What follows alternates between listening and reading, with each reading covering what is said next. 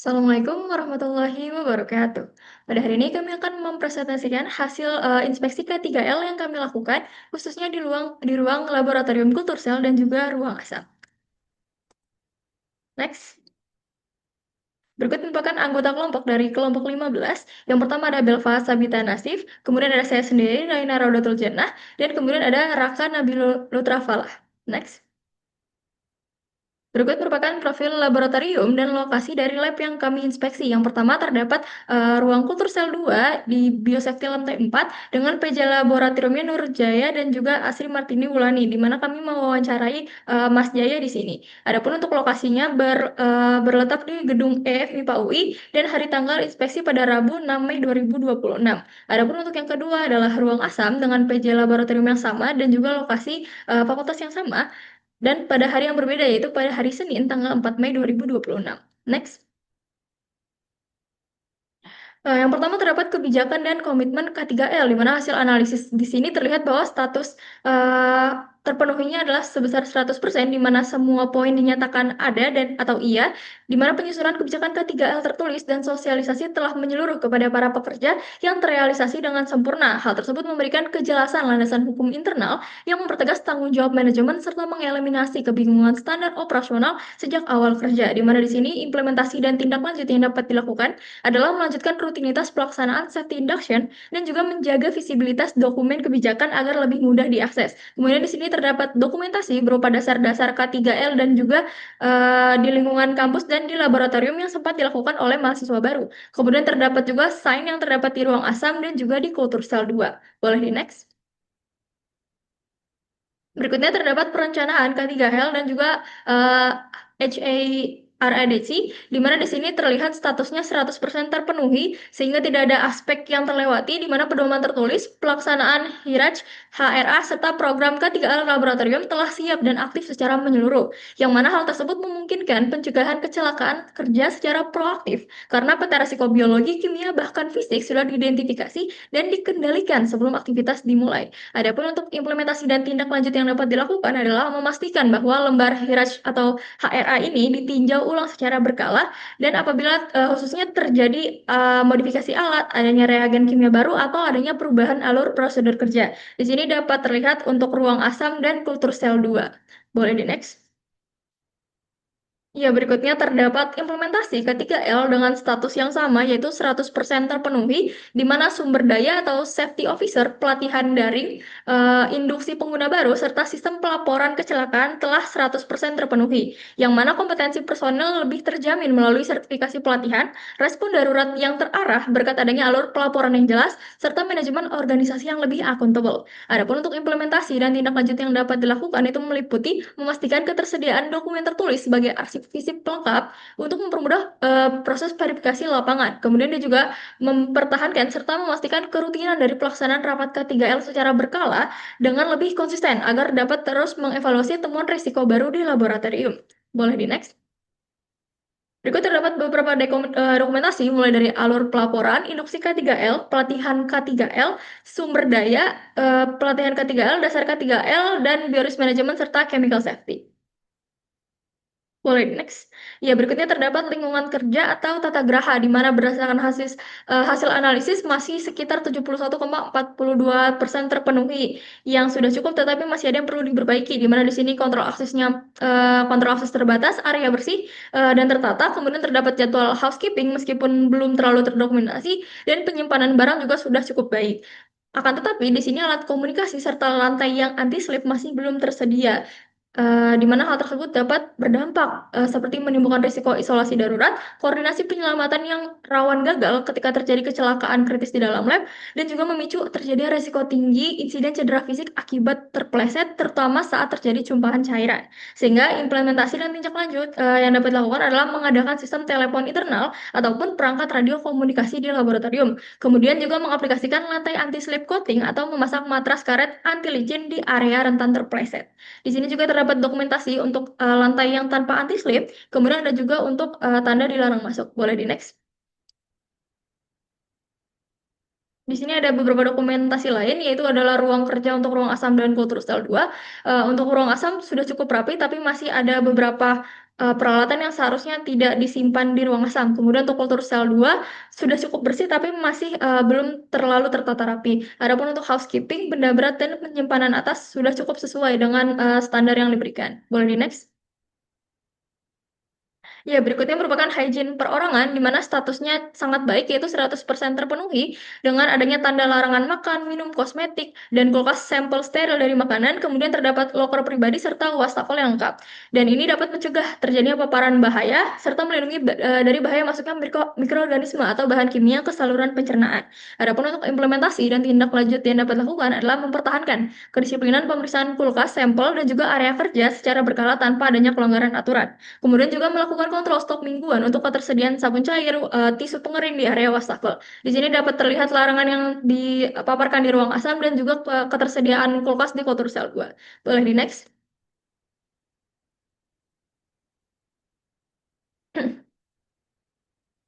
Ya, berikutnya terdapat eh, hygiene perorangan di sini terlihat statusnya sekitar 66,66% yang hampir tergolong rendah, di mana safety shower sudah tersedia dan masih cukup terjangkau serta dilakukan inspeksi berkala. Tetapi tidak terdapat sign safety water dan juga eye washer, di mana dampaknya tidak adanya sign ini adalah apabila terjadi situasi kritis di mana mata atau kulit terpapar bahan kimia, korban ini akan lebih sulit menemukan lokasi alat, sehingga apabila terjadi keterlambatan pembilasan, dia dapat memicu cacat jaringan atau bahkan kebutaan permanen. Sehingga implementasi dan tindak lanjut yang dapat dilakukan adalah melakukan instalasi rambu penunjuk lokasi yang tepat di area alat. Kemudian di sini terlihat adanya keran di ruang asam dan juga dokumen inspeksi secara berkala yang dilakukan di kultur sel 2. Boleh di next?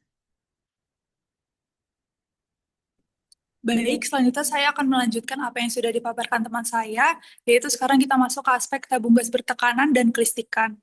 Pada sistem keamanan tabung gas bertekanan, khususnya di ruang asam, sudah diterapkan melalui pelabelan tabung gas menggunakan rantai pengaman untuk mencegah tabung jatuh, serta penempatan tabung pada area yang tidak mengganggu aktivitas kerja.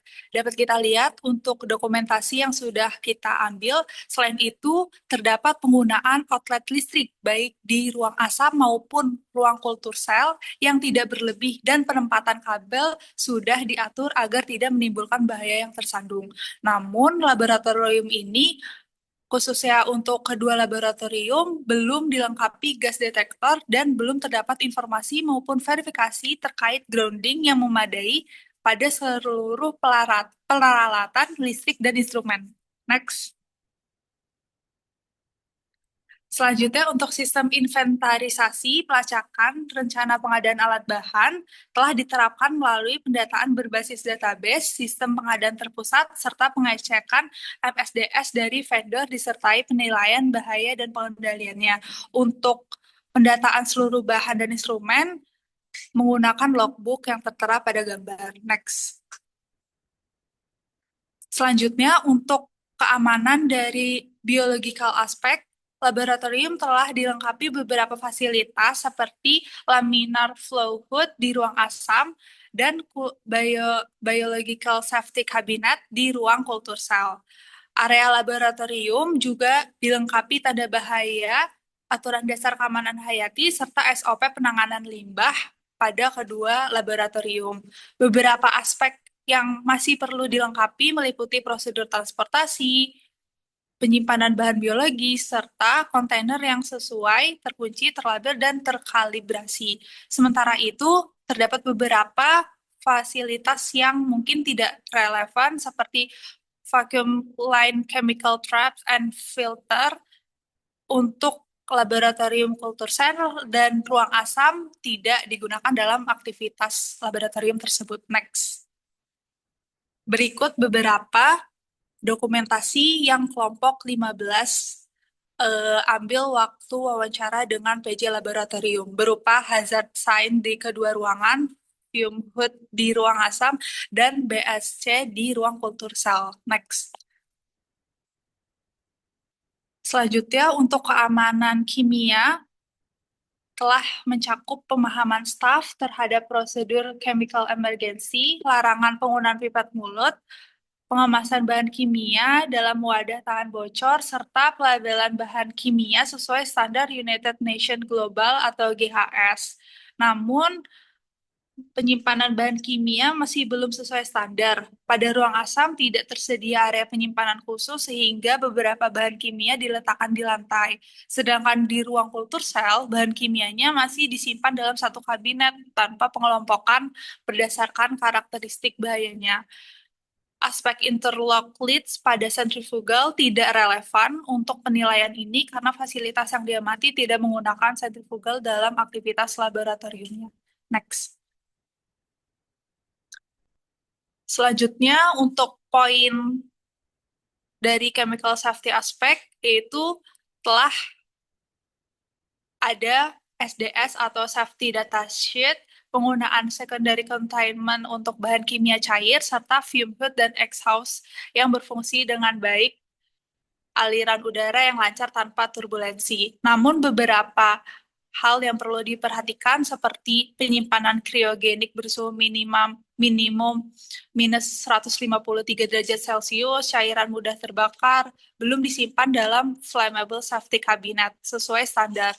Inspeksi fume hood juga dalam 12 bulan terakhir perlu terdokumentasi dan masih digunakan sebagai tempat penyimpanan bahan kimia yang sebenarnya tidak dilakukan pada tempatnya. Next. Beberapa dokumentasi yang kelompok kami ambil berupa pelabelan bahan kimia mengadopsi label GHS, penyimpanan bahan kimia yang tidak seharusnya di ruang asam, dan penyimpanan bahan kimia yang terdapat di rak kultur sel. Next. Selanjutnya untuk aspek fisik laboratorium, terdapat kualitas pencahayaan yang sudah baik, ventilasi berupa fume hood juga berfungsi dengan baik di ruang asam, namun jika ruang kultur sel hanya menggunakan AC tanpa ventilasi udara khusus. Selain itu, pengukuran kebisingan pada area kerja di ruang asam dan kultur sel 2 belum dilakukan secara berkala maupun terdokumentasi. Next. Baik, untuk bagian selanjutnya akan saya jelaskan mengenai ergonomic safety. Jadi pada poin ini terdapat poin-poin yang tidak terpenuhi, yaitu salah duanya adalah terdapatnya manual handling aids dan tidak terdapatnya step ladder. Kedua alat ini tuh tidak ada karena sebenarnya masih bisa, karena barang-barang yang ada di lab masih dapat dijangkau oleh tangan. Dan juga kursi yang terdapat di dalam kedua lab tersebut sudah memenuhi aspek-aspek ergonomis, dan juga barang-barang yang disimpan di dalam lemari masih dapat dijangkau oleh tangan.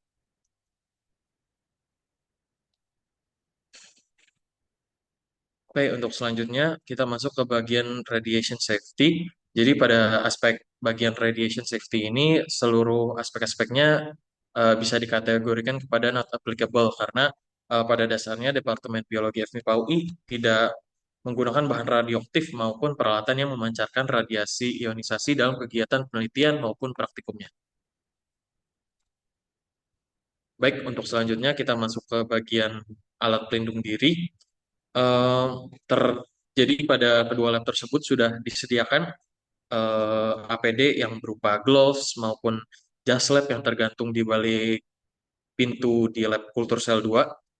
Eh, dan juga kedua aspek ini nih sudah memenuhi apa yang ada di tabel tersebut, dan terdapat juga ada stiker pemakaian APD yang terletak di depan kaca laboratorium. Oke, selanjutnya kita lanjut ke bagian penanganan limbah.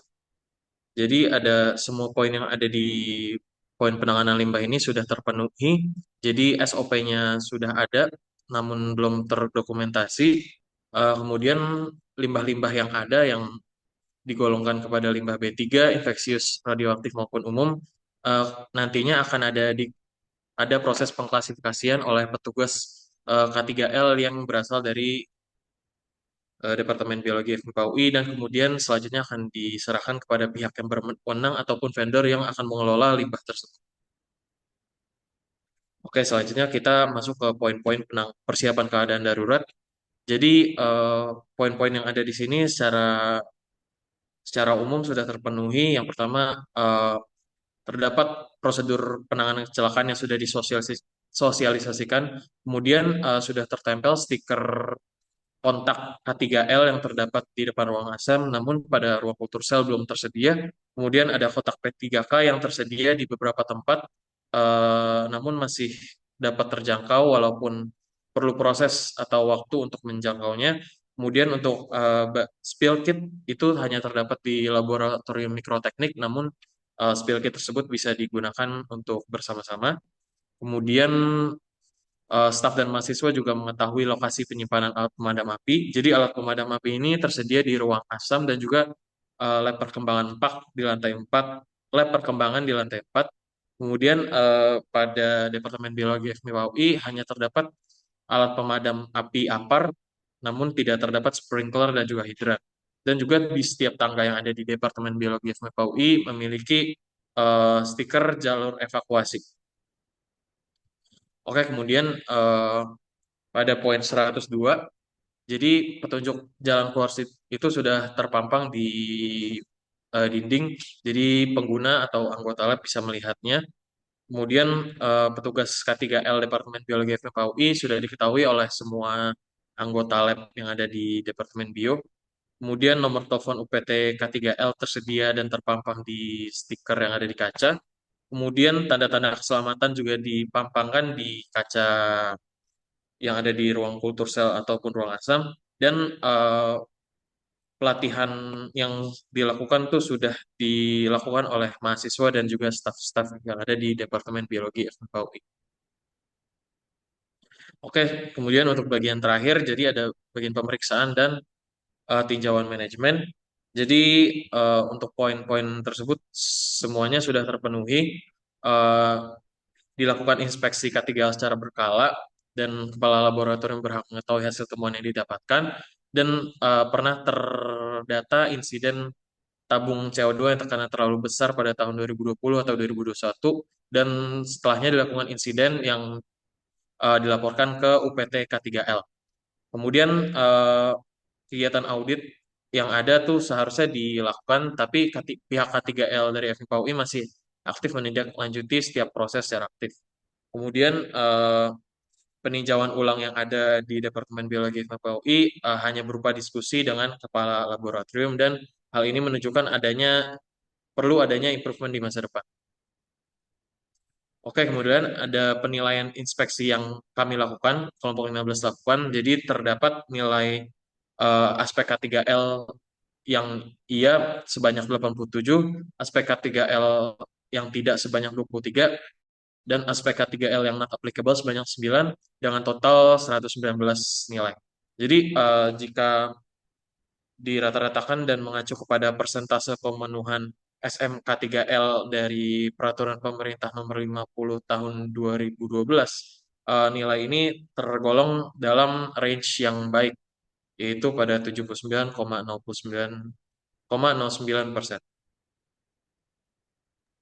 Ya baik, berikutnya terdapat analisis hasil dari keseluruhan inspeksi yang sudah dilakukan, di mana aspek-aspek yang sudah baik sudah terangkum di sini, yaitu bagaimana kebijakan K3L tertulis sudah tersosialisasikan kepada para pengguna. Kemudian manajemen laboratorium juga telah mendukung penerapan K3 dasar, kemudian pelatihan K3L wajib telah diikuti oleh seluruh staf dan juga mahasiswa.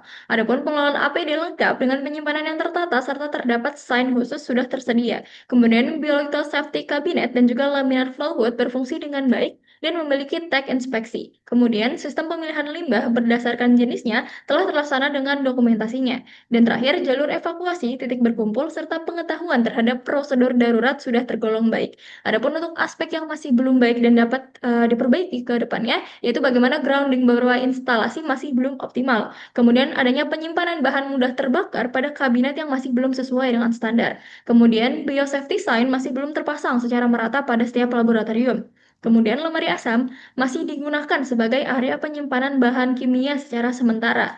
Kemudian dokumentasi housekeeping serta audit secara berkala masih belum optimal. Dan yang terakhir, pengelolaan limbah masih perlu diperbaiki.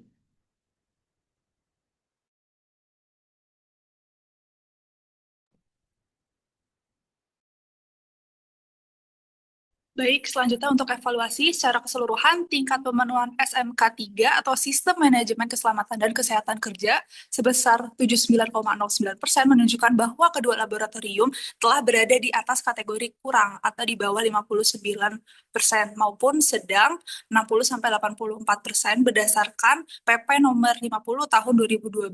Sebagai perbandingan, penelitian yang dilakukan pada tahun 2020 hanya mencapai pemenuhan 57,85% pada laboratorium kimia UNES. Walaupun penilaian sudah tergolong baik, masih ada beberapa faktor dapat diperbaiki seperti pelaporan insiden yang belum konsisten, penggunaan lemari asam sebagai penyimpanan bahan kimia, ketiadaan instrumen atau benda tertentu, hingga kondisi penyimpanan bahan yang belum sesuai standar.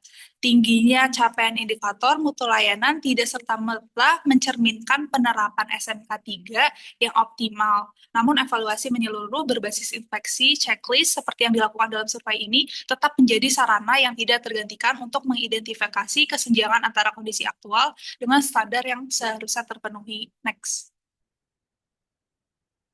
Oke, untuk bagian terakhir ada rekomendasi. Jadi pada bagian rekomendasi ini kami menggunakan siklus Plan, Do, Check, Act untuk menyusun kerangka peningkatan berkelanjutan. Jadi yang pertama ada poin plan, jadi kita harus merencanakan pemenuhan fasilitas keselamatan yang masih belum ada secara terprioritas, serta kita harus melakukan formalisasi SOP yang masih bersifat lisan menjadi dokumen yang terkendali. Kemudian untuk bagian do, kita dapat mengimplementasikan perbaikan teknis dan administratif secara bertahap dengan mendahulukan bagian yang tergolong sebagai kelas high risk. Kemudian untuk bagian check, kita bisa melakukan pemantauan konsistensi pelaporan insiden dari seluruh ruang laboratorium dan juga audit kepatuhan penyimpanan bahan kimia secara berkala. Kemudian untuk bagian terakhir yaitu act, kita harus meningkatkan mekanisme tinjauan manajemen dari diskusi yang tadinya informal menjadi forum evaluasi terjadwal dengan dokumentasi yang tertulis. Baik, berikut adalah referensi yang kami gunakan untuk menyusun presentasi kami pada kali ini. Baik, sekian presentasi dari kelompok kami, dari kelompok 15. Jika masih ada kekurangan, mohon maaf. Wassalamualaikum warahmatullahi wabarakatuh.